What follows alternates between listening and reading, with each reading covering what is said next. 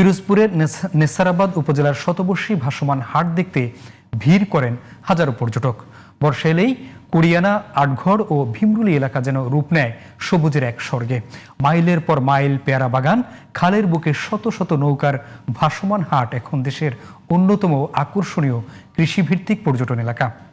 পিরোজপুর প্রতিনিধি নাইম তালুকদারের পাঠানো রিপোর্ট জানাচ্ছেন মাসুমা ইসলাম। শেকড় থেকে শিখরে। দেশের অন্যতম বৃহৎ পেয়ারা উৎপাদন এলাকা পিরোজপুরের নেছারাবাদ। প্রায় 2 শতাব্দীর ঐতিহ্যবাহী এই পেয়ারা বাগান অনেকের কাছেই পরিচিত বাংলার আপেলের রাজ্য নামে। বর্ষা মৌসুমে সবুজ পেয়ারার সমারোহ আর জলপথে নৌকা চলাচল সৃষ্টি করে মনোমুগ্ধকর এক প্রাকৃতিক সৌন্দর্য।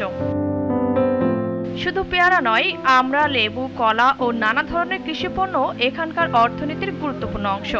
গাছ থেকে টাটকা পেয়ারা সংগ্রহ এবং ভাসমান হাটের ব্যস্ততা উপভোগ করতে প্রতি বছর দেশের বিভিন্ন প্রান্ত থেকে ছুটে আসেন হাজারো পর্যটকরা।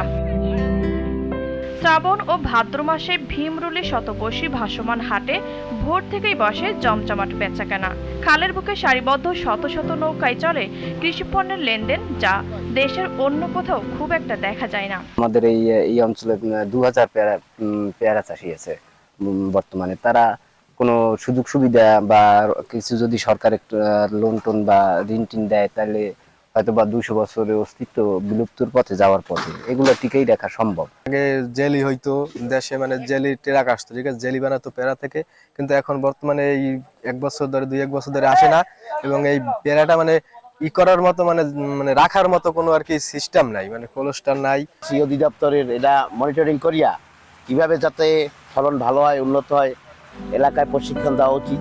কৃষকদের নিয়মিত পরিচর্যা, রোগবালাই ও পোকামাকড় দমনে প্রয়োজনীয় পরামর্শ ও কারিগরি সহায়তা দেওয়ার কথা জানান কৃষি সম্প্রসারণ অধিদপ্তরের এই কর্মকর্তা। নেছারাবাদ উপজেলা কৃষি অফিসারের মাধ্যমে ওখানকার যে উপসহকারী কৃষি অফিসার ওই ব্লকে আটঘর কুড়িয়ানায় কর্মরত আছে, তার মাধ্যমে আমরা কৃষকদেরকে এই পেয়ারার যে পরিচর্যা, রোগ বালাই, পোকামাকড়ের আক্রমণ থেকে যে ছত্রাকনাশক, রোগনাশক, এই সমস্ত এবং কীটনাশক প্রয়োগ করার জন্য আমরা সেই কৃষকদেরকে পরামর্শ দিয়ে যাচ্ছি।